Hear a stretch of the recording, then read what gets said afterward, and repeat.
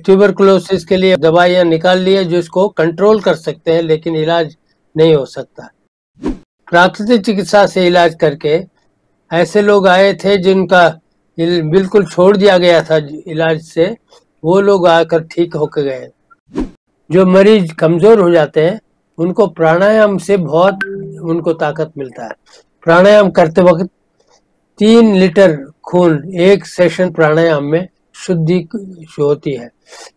ये खून को शुद्धि करना ही सबसे जरूरी इलाज है।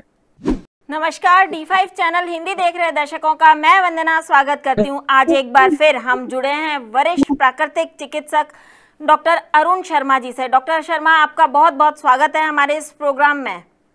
नमस्कार, हमें भी खुशी है आपके दर्शकों से दोबारा मिलने का। डॉक्टर शर्मा, आज हम बात करेंगे ट्यूबरकुलोसिस यानी कि टीबी के ऊपर। तो आप हमें बताइए कि क्या टीबी का प्राकृतिक इलाज संभव है? ट्यूबरकुलोसिस माना जाता है कि ट्यूबरकुलर बैसिलाई के जरिए होता है, लेकिन इसमें कोई इलाज एलोपैथी में तो है ही नहीं। उनको अलग रखा जाता है, लोगों के साथ मिलने नहीं देते हैं। वो मानते हैं ये कंटेजियस है, ऐसे हुए एक ज़माना था। अब तो ट्यूबरकुलोसिस के लिए उन्होंने कहा है कि कुछ दवाइयाँ निकाल ली है जो इसको कंट्रोल कर सकते हैं, लेकिन इलाज नहीं हो सकता। लेकिन प्राकृतिक चिकित्सा से इलाज करके ऐसे लोग आए थे जिनका बिल्कुल छोड़ दिया गया था इलाज से, वो लोग आकर ठीक होकर गए। जब मेरे बचपन के समय की बात है, एक फ्रांस से एक लेडी आई थी। उनको देखने के लिए ऐसे डर लग रहा था क्योंकि बिल्कुल हड्डी पसली हो चुकी थी। मुंबई में एक हॉस्पिटल में जा करके उन्होंने इलाज कराया। उन्होंने देख लिया कि ये ट्यूबरकुलोसिस बहुत बुरी तरह से इनको पकड़ रखा है, इसलिए उन्होंने मना कर दिया कि आपका इलाज नहीं हो सकता। तो उनको अपने कंट्री वापस जाने के लिए बोल दिया था। वो फिर किसी नर्स ने बताया कि पुदुकोट्टई शहर में कोई रहते हैं लक्ष्मण शर्मा, उनका इस पास इलाज हो सकता है। तो वो हमारे गांव में आ गई। पुदुकोट्टई नाम का शहर में हमारे दादाजी नेचर क्योर सैनिटोरियम चलाते थे। वहां पर जब वो आई थी, हम तो बहुत छोटे थे, तो उनको देख के भूत भूत करके भाग रहे थे। हम समझ रहे थे कि ये तो बिल्कुल ही भूत है। ऐसा स्केलेटन हो चुकी थी, हड्डी पसली एक हो चुका था, आंखें ऐसे निकल आ रही थी जैसे कोई भूत होता। तो ऐसे लेडी को क्या दादाजी ने बताया कि पूरे दिन में सिर्फ उनको 3 बार नारियल पानी मिलेगा और कुछ खुराक नहीं मिलेगा। नारियल पानी ब्रेकफास्ट, नारियल पानी का लंच, नारियल पानी का डिनर। डिनर भी शाम को 6 बजे से पहले हो जाएगा। लेकिन उनको ये हिसाब नहीं था कि कितना पीना है। जितना मर्जी पी सकते हैं, लेकिन पीने का ढंग तो ऐसा है कि एक एक बूंद को मुंह में रखो और उसको थोड़ी देर वार्म करो, गर्म करके उसके बाद निकाल लीजिए। ऐसा कहा था। अगर ये एक खत्म कर लेंगे तो दूसरा भी पी सकते हैं, लेकिन कोकोनट नारियल पानी करता वो नहीं ले सकते हैं। जहाँ तक हो सके पानी वाला नारियल लाते हैं। एक ही चीज था दिया। और उनका इलाज क्या था, बार बार धूप में जाके लेट जाते थे। उनके कमरे के बगल में एक सोलेरियम होता था। सोलेरियम में रेती होती थी और पेड़ की 1-2 पेड़ की छाया होता था और दीवार का छाया थोड़ा सा ही गिरता था। बाकी उस जगह में अपना मैट ले जाती थी और सर को छाया में रख करके बदन पूरा को सब कपड़े उतार के नंगे बदन को धूप में दिखाती थी।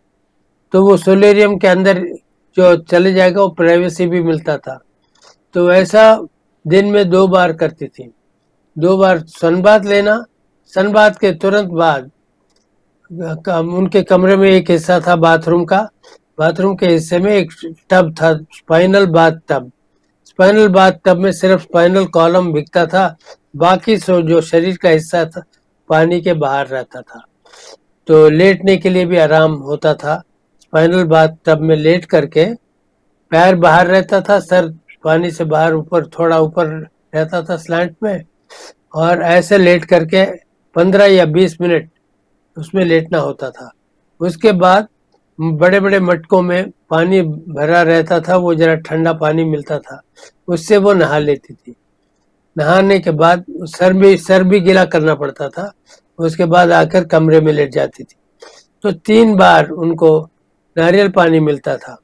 जो जब दोपहर को उनको मिलता था, उस वक्त हम स्कूल से आ जाते थे वापस, उस वक्त उनसे उनके कमरे में जाके खड़े हो जाते थे। हम छोटे बच्चे थे उस वक्त। हम उनको कहते थे कि एक और नारियल पी लीजिए, पानी पी लीजिए, miss pen, miss take one more coconut water. हम क्यों उनको सिफारिश करते थे कि हमको वो मलाई खाने को मिलता था। तो हमें साफ याद है कि कैसे आई थी हड्डी पसली, और उसका 6 महीने के बाद ब्यूटी क्वीन बन के गई। उसका पूरा बदन वापस आ गया, और उसकी तो थी ही, भी गोरा था, और इसलिए वो पूरा ब्यूटी क्वीन बनकर के गई। उसका फ्लैश सब बन गया, बस्ट भी बन गए, और बहुत ही अच्छा हो गया था। पहले जो इलाज शुरू किया उसने, उसका तो 110 पाउंड्स वेट था।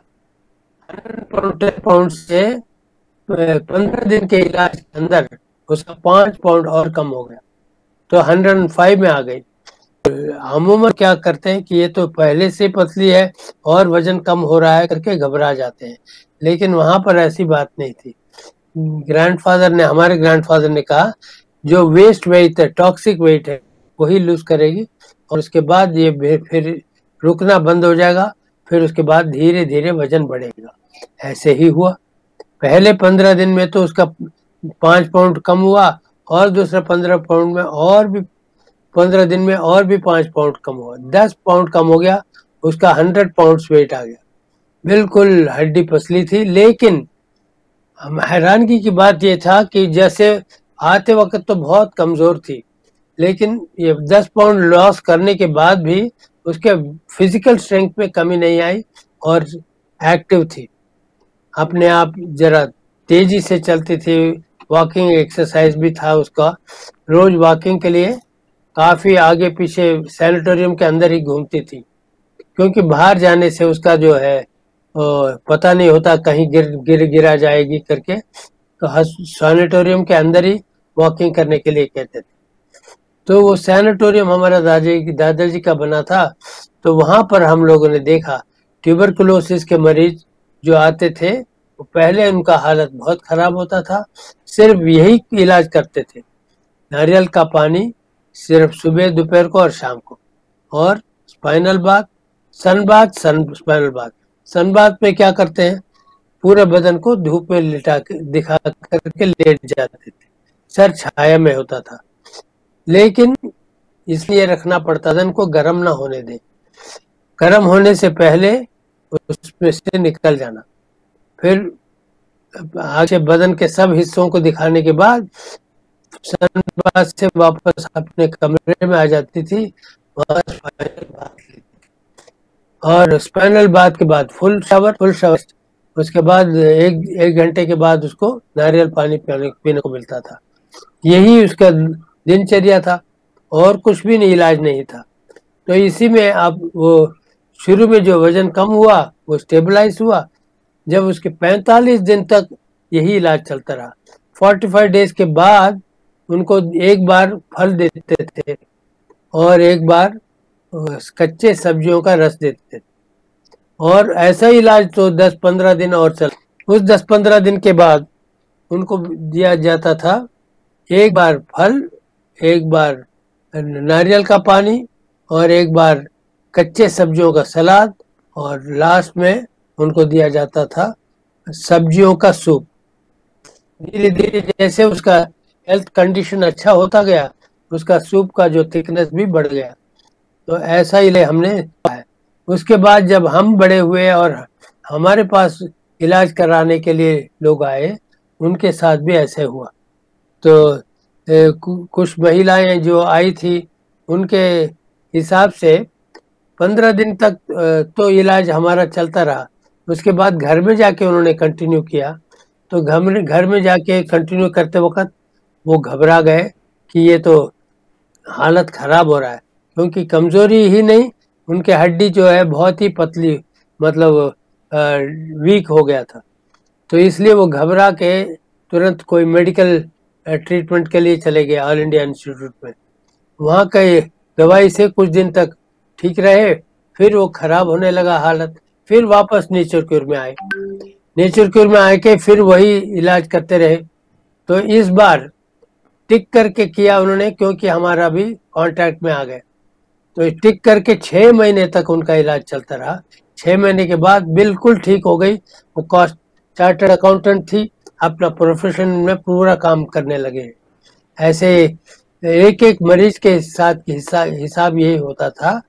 शुरू में नारियल पानी देते वक्त ऐसा लगता था कि वे तो कुछ भी खुराक नहीं है, इसमें तो कमजोर हो जाएंगे। ऐसे इलाज उम्मीद करते हैं, लोग डरते हैं इसके लिए। जो नहीं डरे वो बचते रहे, और जो डरे वो मरे, क्योंकि डरने से ये काम नहीं चलता। विश्वास शास्त्र सिद्धांते भरन्यास परात्मने भयराहित्यमित्येतत् त्रयम् मानस भेषजम्। प्राकृतिक चिकित्सा शुरू करने से पहले मन का इलाज होता है। मन में ये विश्वास डाला जाता है कि हमारे शास्त्रों में जो कहा गया है, कुदरत के बच्चे हैं हम लोग, we are all children of mother nature, और नेचर के अंदर सब बीमारियों का इलाज है। ये विश्वास करिए। शास्त्रों में भी यही कहा गया है, भगवत गीता में कहा गया, तैत्तिरीय उपनिषद में कहा गया, और यजुर्वेद में कहा गया। हर जगह में ये बताया जा रहा है, खुराक आपका दवाई है। अन्नम ही भूतानाम ज्येष्ठम तस्मात् सर्वौषधम उच्यते। Food is elder to beings, from food comes all medicine. तो हमारा शरीर तो खुराक से ही बना है। इसमें समझने की बात यह है कि खुराक वही नहीं जो हम खाते पीते हैं, उससे भी सूक्ष्म खुराक और भी है। वो क्या है? सूर्य किरण। उससे पतला क्या है? हवा। हवा से पतला आकाश तत्व। इनका प्रयोग जो है प्राकृतिक चिकित्सा में बहुत क्या बोलते हैं उसको, विख्यात, बड़ा हाँ वो जरूरी है, और उसको और चौड़ा करके इम्पोर्टेंट के अलावा मैं ये कह रहा हूँ उसको विस्तार रूप से किया जाता है। उसका इलाज विस्तार रूप से कैसे किया जाता है, समय बार बार सोच करना ही नहीं, और सन के जरिए जो पके हुए हैं ऐसे फल खाना चाहिए जो पेड़ में पके हुए हैं, और जो सन के जरिए जो उग रहे हैं पौधे, पेड़ पौधे, उनमें से खुराक लेना चाहिए, और नेचुरल फूड होना चाहिए। और ज़्यादा से ज़्यादा जरूरी ये देखना है कि ऑर्गेनिक वेजिटेबल्स मिले तो ज़्यादा फायदा करता है। इसमें जो मरीज कमज़ोर हो जाते हैं उनको प्राणायाम से बहुत उनको ताकत मिलता है। प्राणायाम करते वक्त 3 लीटर खून एक सेशन प्राणायाम में शुद्धि होती है। ये खून को शुद्धि करना ही सबसे जरूरी इलाज है। जो बोलते हैं ना, लाइफ के अंदर एक ही काम होता है, स्वच्छ, हमारे शरीर को स्वस्थ रखना। स्वस्थ रखने की कोशिश में कभी जब शरीर के अंदर गंदगी का एकत्रित हो जाने से शरीर अपना काम, हाजमा का काम से हट करके एलिमिनेशन, सफाई के काम में लग जाता है। जब सफाई काम में लग जाता है तो तीव्र गति से कभी कभी काम करना पड़ता है। तीव्र गति से क्यों काम करना पड़ता है? रोजमर्रा में हम जो मल निकलता है वो नहीं निकल रहा है, वो उसका पेंडिंग रह जाता है, उसको ज्यादा फिक्र नहीं करते हैं। ये कभी नहीं छोड़ते हैं कि भाई 8 बज गया ब्रेकफास्ट खाना है, और 10 बज गया, 11 बज गया लंच खाना है, 4 बज गया स्नैक्स खाना है। टाइम पर खाना है, ऐसे लोग भी बताते हैं, समय समय पर खा लो, लेकिन समय समय पर मल निकलना है, मल का निस्तारण भी होना है, ऐसा फिक्र नहीं करते हैं। चलो आज नहीं हुआ तो कल कर लेंगे, ऐसे उसके लिए परवाह नहीं करते। ऐसा जो मल एकत्रित हो जाता है वो बासी हो जाता है।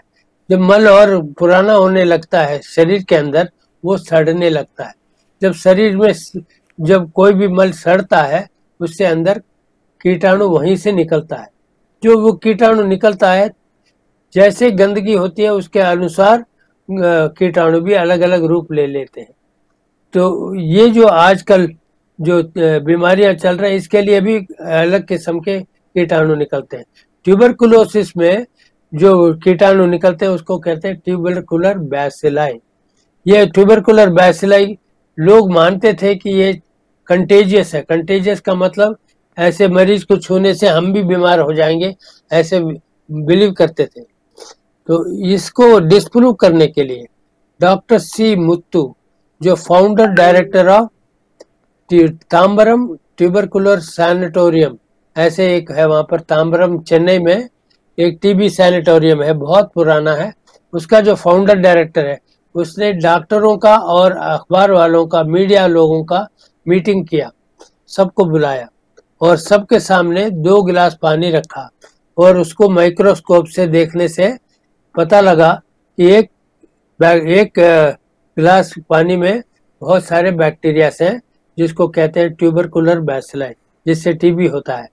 और दूसरे उसमें कुछ भी नहीं, बैक्टीरिया कुछ नहीं था, पानी स्वच्छ था। अब लोगों को कहा कि भाई आपने देख लिया, एक में कीटाणु है एक में नहीं है, अगर जिसमें कीटाणु है उस पानी को मैं पी लूं तो मुझे टीबी होना चाहिए। सबने कहा हाँ वो जरूर होगा, ये तो लेबोरेटरी में प्रूव किया हुआ है। उन्होंने कहा देखो, सबके सामने वो गिलास का पानी जिसमें ट्यूबरकुलर बैसिलाई था उसको पी के दिखा दे। अब मैं कोई पागल तो नहीं हूँ कि मैं अपने आप इसको पी लूं, मैं बीमार होने में वो मतलब इच्छुक तो नहीं हूँ, लेकिन मैं पी के ये प्रूव करना चाह रहा हूँ कि आप देख लीजिए, 1 हफ्ते बाद आइए, 1 महीने के बाद आइए, 1 साल के बाद आइए, मुझे कुछ नहीं होगा। ये उन्होंने प्रूव किया। तो ये रिकॉर्डेड है, उस जमाने का जो अखबारों में आया है, ये सब पता लगा। तो ये इससे ये सिद्ध होता है कि ये कोई भी ट्यूबरकुलर बैसिलाई हो या कोई भी कीटाणु हो, वो बीमारी पैदा नहीं करते हैं जब तक गंदगी का एकत्रित होकर के पुराना हो जाता है। अगर पुराना मल शरीर में एकत्रित हुआ है तो उसके जरिए बीमारी हो सकता है। ट्यूबरकुलोस बैसिलाई से डरने की जरूरत नहीं।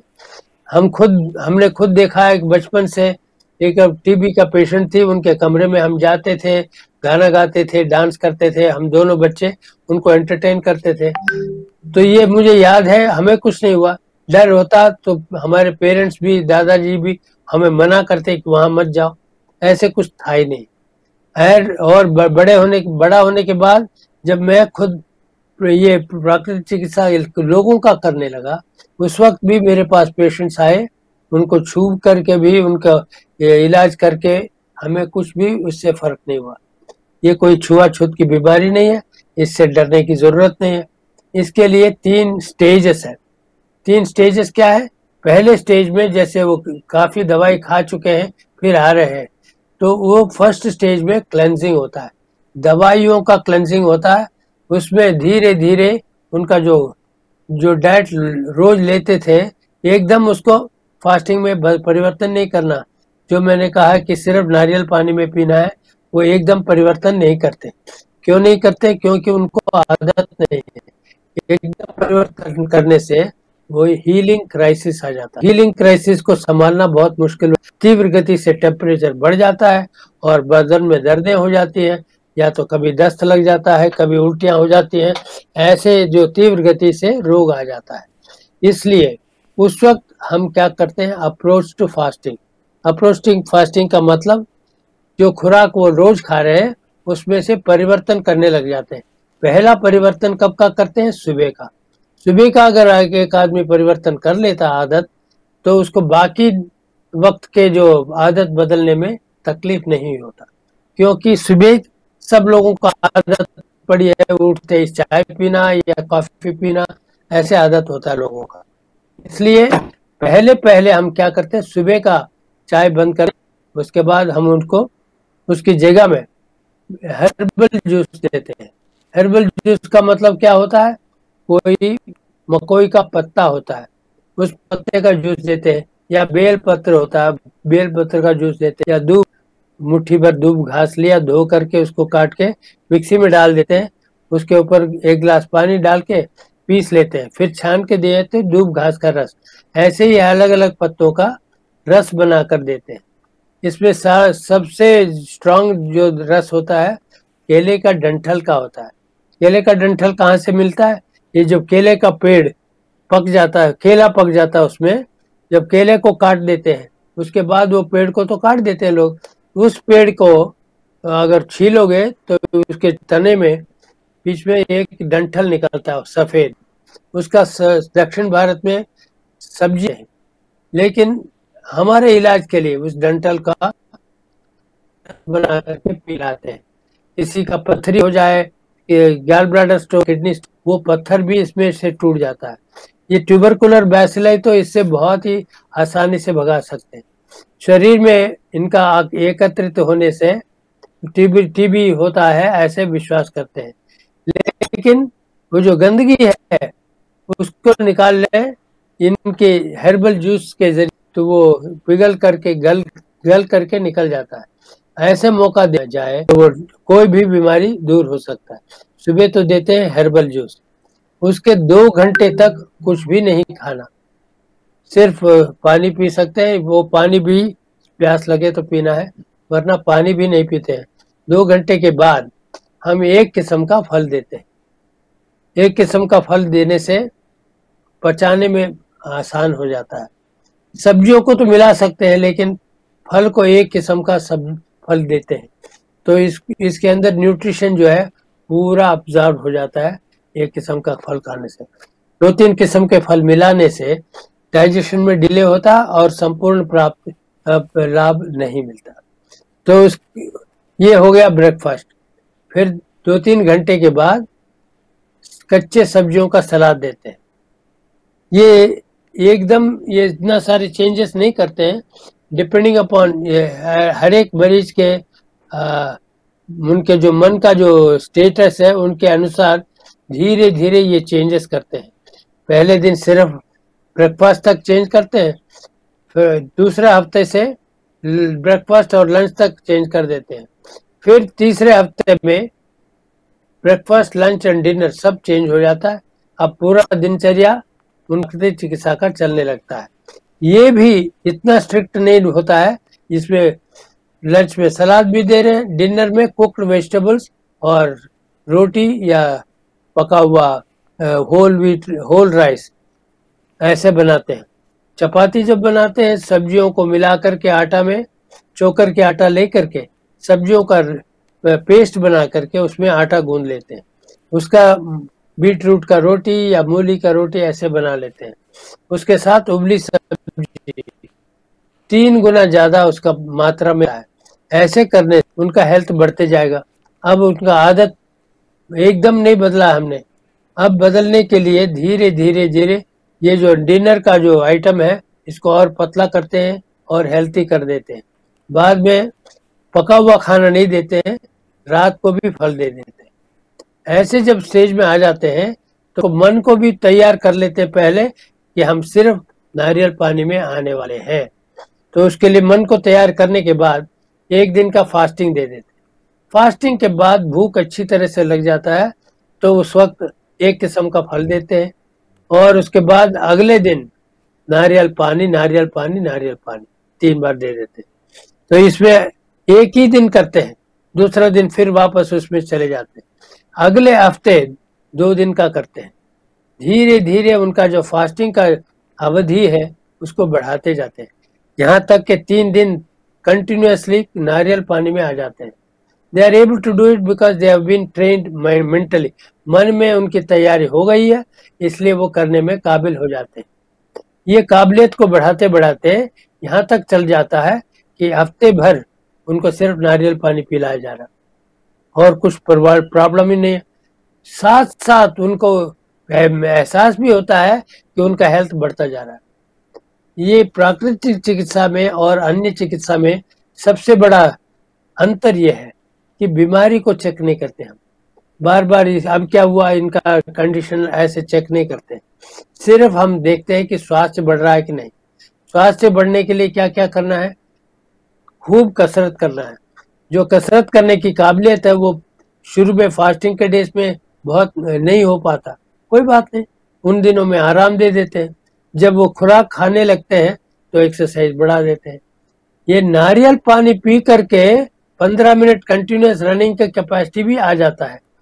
शुरू में नहीं होता है, धीरे धीरे कुछ दिनों के बाद इतना कैपेसिटी आ जाता है। जब इतना खूब एक्सरसाइज करके आते हैं तुरंत उनको हार्ड फ्लोर में लिटा देते हैं, हार्ड फ्लोर में लिटा के शवासन कराते हैं, तब पूरा आराम करते वक्त उस एक्सरसाइज का फायदा मिल जाता है। उसके बाद हम कराते हैं थेरेपी वगैरह, ये जो हर्बल जूस दे देते हैं, उसके बाद थेरेपी कराते हैं। ये क्या, सन बाथ में लेटना, स्पाइनल बाथ में लेटना, ये सब करते रहते हैं।